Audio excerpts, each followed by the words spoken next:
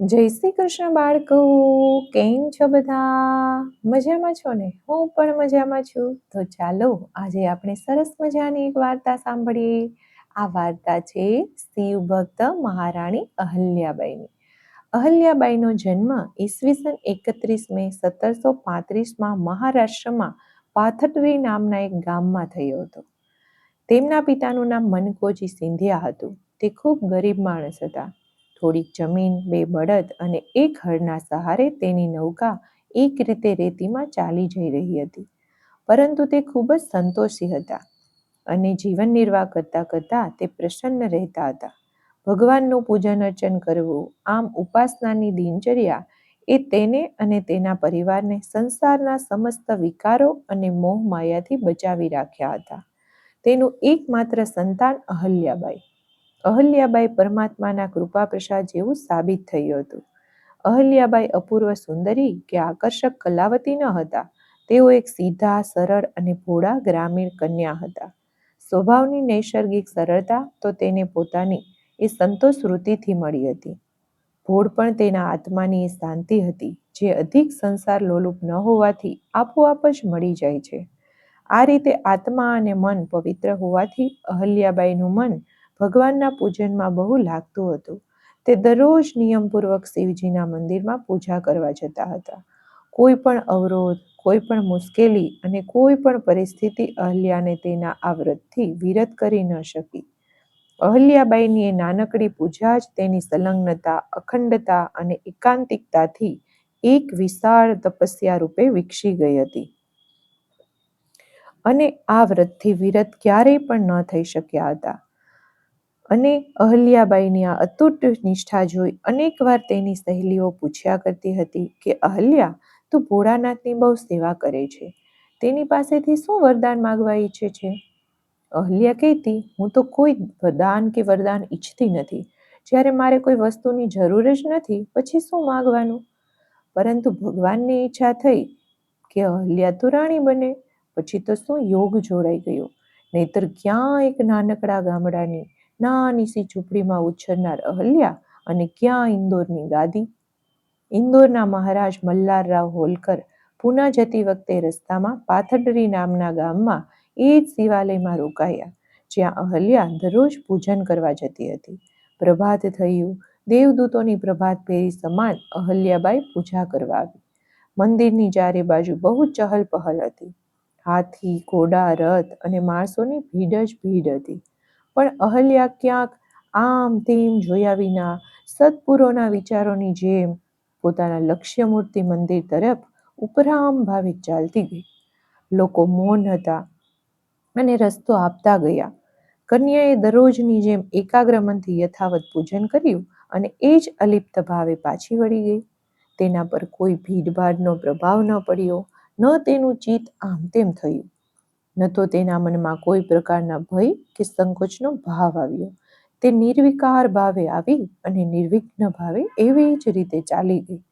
મહારાજ મલ્હારરાવે પણ જોયું, પરંતુ એનું જોવાનું ક્રિયામાં બદલાઈ ગયું.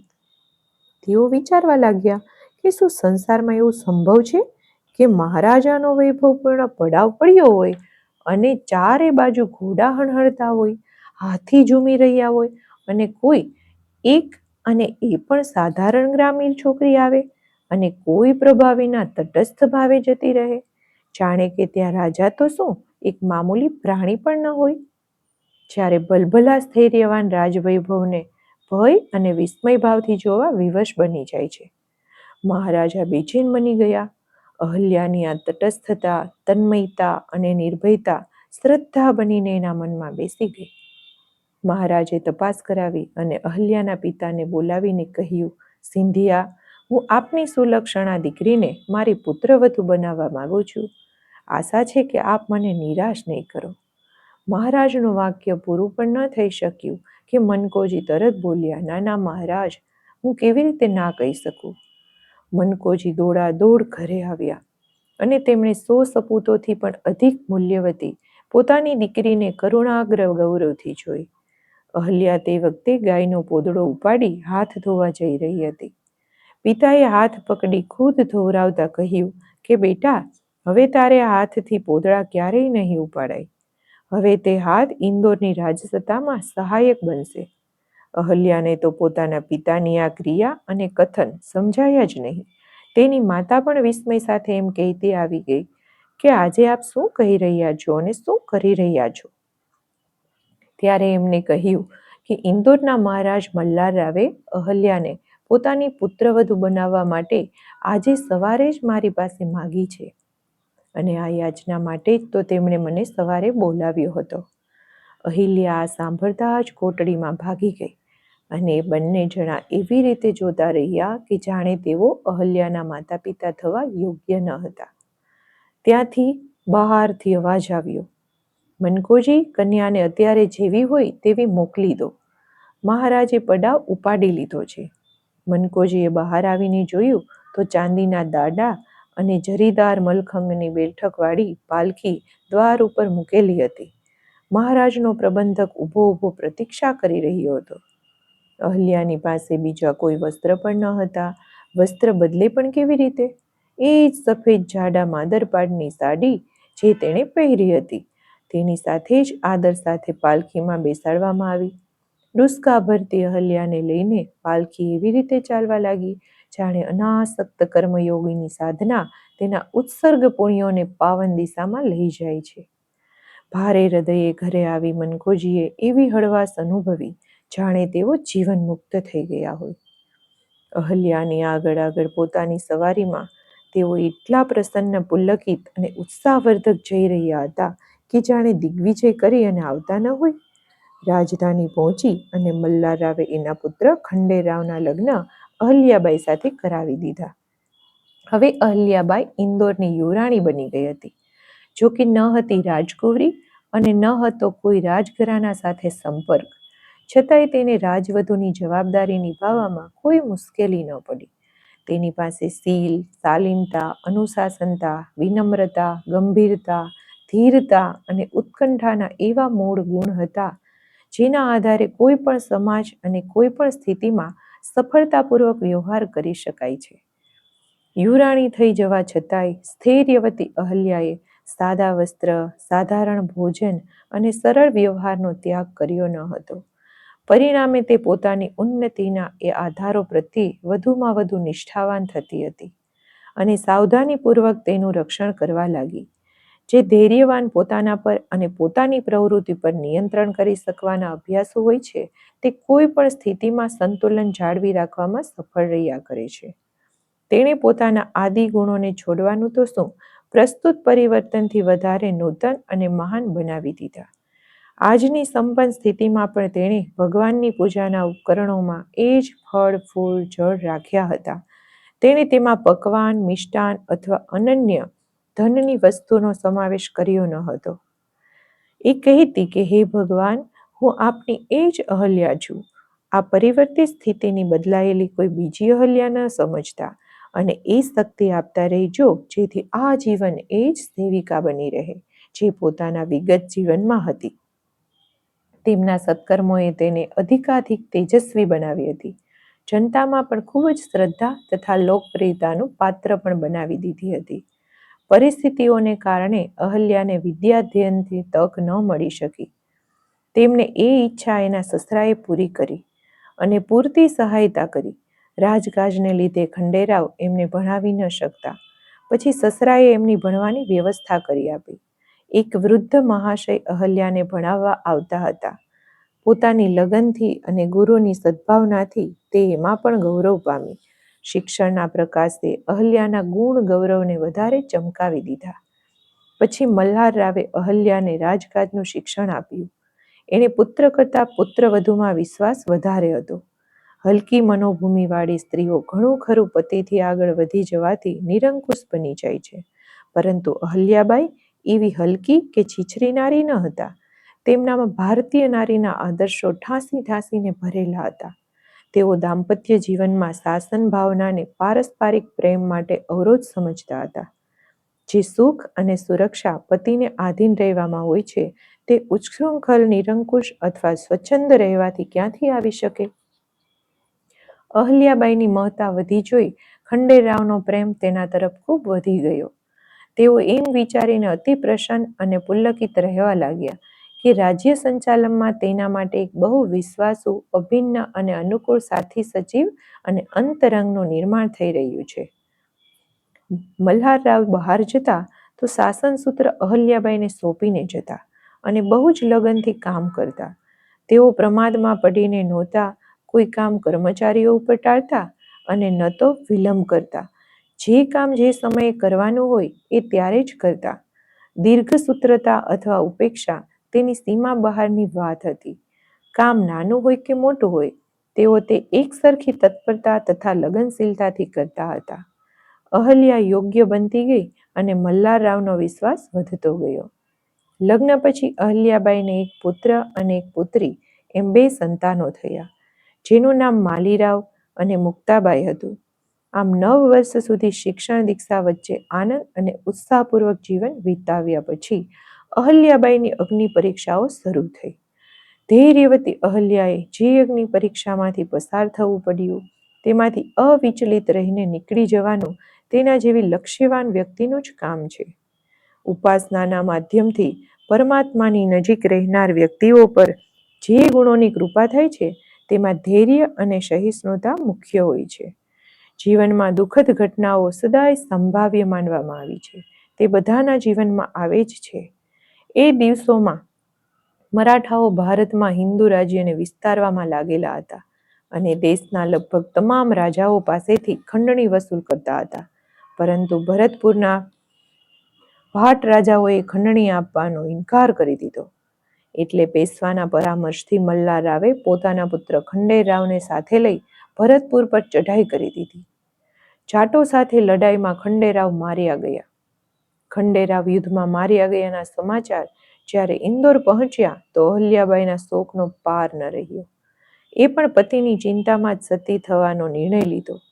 એમને પતિ વિયોગનો હિન્દુ વિધવાની દુર્દશા યાદ આવી અને 1 થી 2 થતા ન હતા. પછી યુદ્ધમાંથી મલ્હારરાવ આવીને એણે સમજાવવા લાગ્યા, દીકરી, તું મારી પુત્રવધુ જ નથી, મારા બીજા દીકરા જેવી છે. જો તું પણ મને છોડીને ચાલી જઈશ તો તારો આ વૃદ્ધ બાપ કોના સહારે પોતાનો શોક ભૂલી શકશે? પતિભક્તિ સતી થઈ આત્મઘાત કરવામાં નથી માનતી, પણ ઈશ્વરે આપેલા માનવ જીવનને વધુમાં વધુ ઉજ્જવળ અને ઉત્કૃષ્ટ બનાવીને પતિના ગૌરવ અને યશને વધારવામાં છે. અહલ્યાબાઈને સસરાનો તર્ક અને પૂર્ણ પરામર્શ સાથે માથે ચડાવી લીધો અને સતી થવાનો પોતાનો નિશ્ચય એને છોડવો પડ્યો. અહલ્યાબાઈનો ભાવાતિરેક શાંત થઈ ગયો. તેને લાગ્યું, ખરેખર માનવ જીવન એક અલભ્ય અવસર છે. તેને આમ જ નષ્ટ ન કરી નાખવું તે ઈશ્વરના મંતવ્ય સાથે વિશ્વાસઘાત કરવા સમાન છે. આત્મઘાત તો એક પાપ જ છે. સાથોસાથ બીજી રીતે પણ જીવનનો વિનાશ કરવો એ એક અપરાધ છે. આ ગંભીર અને યથાર્થ વિચારે અહલ્યાબાઈના આત્મામાં આધ્યાત્મિક પ્રકાશ ભરી દીધો. સાધ્વી અહલ્યાબાઈ હવે પુત્ર અને પુત્રવધુ બંને રૂપે સાસુ સસરાની સેવામાં ઉત્સાહપૂર્વક તત્પર થઈ ગઈ. થોડા સમય પછી ઉત્તર ભારતની લડાઈમાં મહારાજ મલ્હારરાવનું મૃત્યુ થઈ ગયું. અહલ્યાબાઈએ આ આઘાત પણ ચિરસિદ્ધ સ્થૈર્ય અને ધૈર્યથી સહી લીધો. મોહની એક કડી વધુ તૂટવાથી એ અધ્યાત્મ પથ પર એક ડગલું વધારે આગળ વધી ગઈ. મહારાજના મૃત્યુ પછી તેનો પૌત્ર માલીરાવ ગાદી પર બેઠો, પરંતુ તે બહુ વિલાસી, ક્રૂર અને સ્વાર્થી હતો. પ્રજાનું શોષણ અને તેના પર અત્યાચારો તેનો સ્વભાવ બની ગયો હતો. અહલ્યાબાઈને પોતાના પુત્રના આ કાર્યો પર ખૂબ દુઃખ થતું હતું. એને થતું કે પુત્રને ગાદીએથી ઉતારી કોઈ યોગ્ય તથા ઉપયુક્ત વ્યક્તિને રાજા બનાવવામાં આવે. સાચી શૂર વ્યક્તિ કર્મ અકર્મના વિષયમાં પોતાના પારકાનો ભેદભાવ નથી કરતી. ફક્ત 9 મહિના પ્રજાનું પીડન કર્યા પછી માલીરાવનું મૃત્યુ થયું. આગળ કોઈ ઉત્તરાધિકારી કે ઉપાય ન હોવાથી ઇન્દોરની બાળગોર અહલ્યાબાઈએ પોતાના હાથમાં લઈ લીધી. તેને ઘોડેસવારી, શસ્ત્રો ચલાવવું આ બધા જ માં એ નિપુણ હતા. ગંગાધર નામની એક વ્યક્તિએ મંત્રી બનાવી પ્રજાની સેવા કરવા લાગી. પરંતુ આ વિશ્વાસુ ગંગાધર સ્વાર્થી નીકળ્યો. તક ન મળે ત્યારે કોઈ નિસ્વાર્થી કે પ્રામાણિક બની ન રહે તેમાં કોઈ મોટી વાત નથી. વિશેષતા તો ત્યારે છે જ્યારે તક હાથમાં આવવા છતાં પણ નિસ્વાર્થ અને પ્રામાણિક બની રહેવાય. આમાં જ સાચા ચરિત્ર અને સાચી માનવતાનું મૂલ્યાંકન સમાયેલું છે. આ આકસ્મિક અસ્તવ્યસ્તતાઓને કારણે રાજ્યમાં ચોર ડાકુઓ વધી ગયા. તેનું દમન કરવા માટે તેણે જાહેરાત કરી કે જે આવા અપરાધીનું દમન કરશે તેની સાથે તેઓ પોતાની પુત્રી મુક્તાબાઈનું લગ્ન કરશે. અંતે એક સાહસિક નવયુવક યશવંતરાવે ડાકુઓના દમનનું બીડું ઝડપ્યું ને કરી બતાવ્યું. પછી મુક્તાબાઈના એની જોડે લગ્ન થયા. થોડાક સમય પછી સાસુ, પુત્રી, જમાઈ મૃત્યુ પામ્યા અને તેઓ સંસારમાં સર્વથા એકલા રહી ગયા. પરંતુ ધૈર્ય ન છોડ્યું. કર્તવ્ય પાલનમાં તત્પર રહ્યા.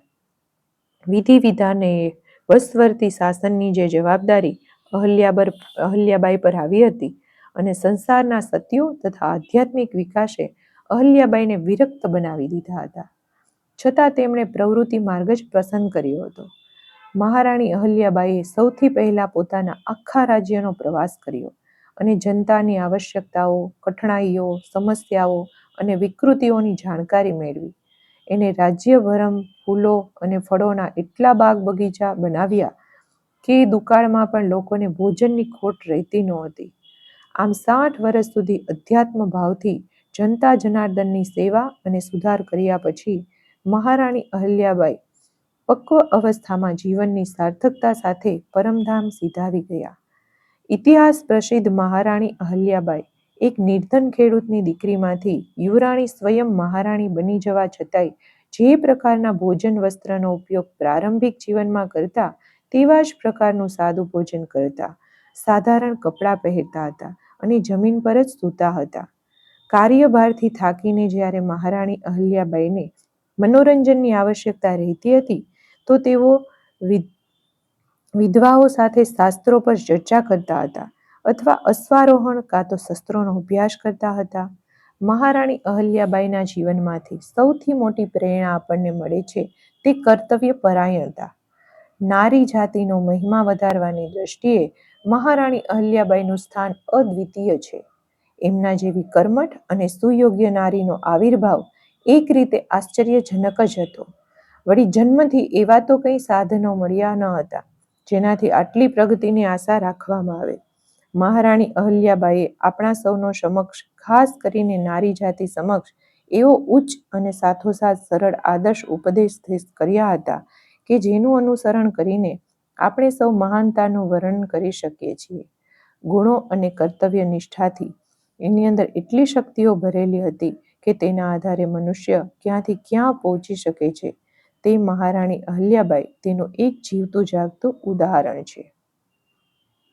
જય શ્રી કૃષ્ણ. નમો નમઃ.